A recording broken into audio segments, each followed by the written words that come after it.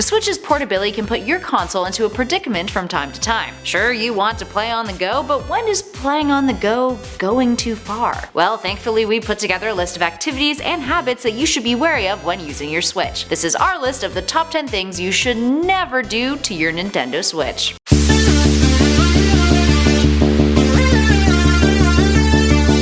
Starting us off in at number 10, no carrying case. Carrying cases are essential if you plan on taking your Switch around with you on the go.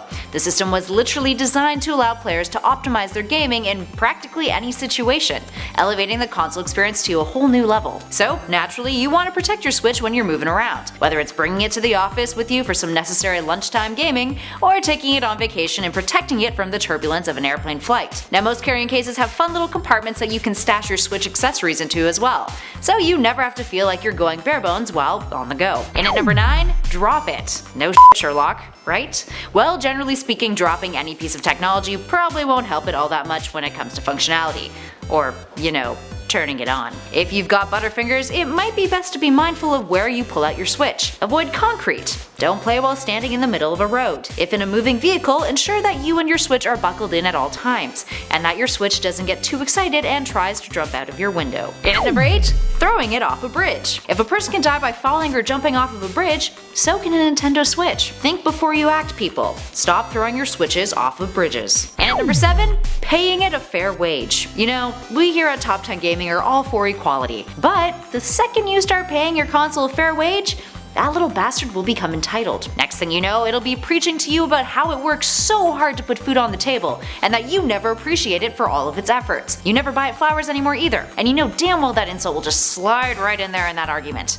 Just save yourself the stress now and throw that idea out the window. And at 6, give it a bath. Sometimes it's necessary to give your Switch a clean every now and then, but just like your cat, your Switch doesn't really bode well with being dunked into a tub of water. It also isn't a fan of hefty soap residue either, or so I've been told. We suggest you take a damp cloth to your Switch instead, while using essential oils to gently massage the edges of its Joy-Cons in order to help it maximize its relaxation and improve your overall gaming experience. And at 5, take it whitewater rafting. Similar to our last number, it's a big no-no to expose your Switch to the wettest of the elements, so maybe it's time you rethink your summer vacation plans, or be considerate of your Switch's needs. Sure, we've all wanted to take our Nintendo Switch whitewater rafting or portaging, or even scuba diving. The little guy would love to hang out with the sharks. It's an adrenaline junkie after all. But here's the harsh truth for you friends, they don't make life jackets small enough for Joy-Cons. Do you really want to be the one responsible for your Switch drowning? Think of how traumatizing that will be. Not only for you, but for everybody on the trip, including your rafting instructor. Then there's the funeral, and funerals cost a pretty penny. You have to arrange for the service, pick out a grave plot, sort out the catering for the wake. None of that is any fun. And all because you wanted to play Breath of the Wild out in the actual wild. Shame on you. Why don't you think of someone else other than yourself for once, you selfish piece of shit? And at number 4, take it to a rave. A party here or there is never a harmful thing. It keeps your Switch in good spirits, but raves might be a little too intense for your Switch. Those bright flashing lights would definitely make it hard to see anything on its screen. And don't even get us started on what your Switch on E looks like. Let's just say, if you think it goes fast when playing Sonic Mania, you don't want to even imagine how fast it is on Happy Pills.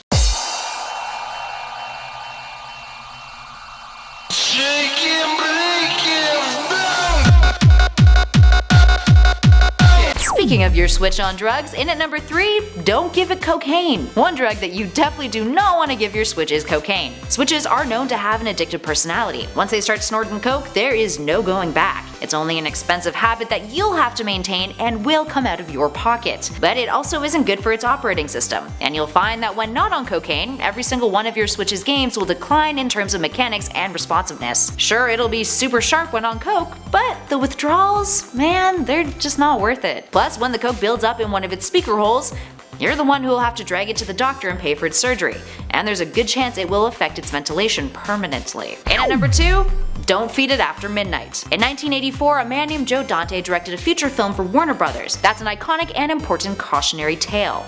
Gremlins. When a gremlin is fed after midnight, it will transform into a small, destructive, evil little monster. It will no longer be cute and loving. It will be out for your blood. Your Nintendo Switch is one and the same. It's all adorable with its Joy-Cons and its Super Mario Odyssey and whatnot, but feed it after midnight?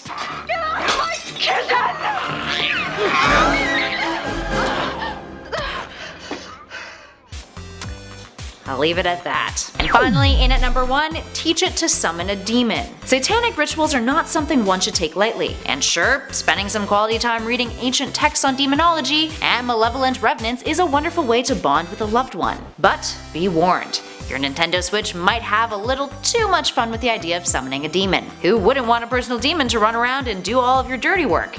Like smiting those who have wronged you, or, picking up your dry cleaning. Next thing you know, your Switch will have downloaded a Ouija board app, and it'll be communicating with spirits left, right, and center. And your home will basically become the real-life paranormal activity because of that little asshole. Cause you know damn well your Switch won't take it seriously until it gets dragged out of its charging dock, tossed around, and then eventually murdered by you, who of course will be the one who becomes possessed. And then at the end of the day, it'll be smashed on the floor, all broken and whatnot. You'll look like the girl from The Exorcist, and no one will be happy.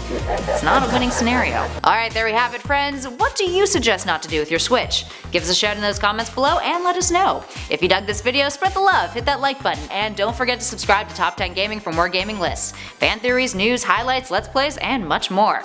In the meantime though, thanks for watching everybody. I'll catch you on the next video.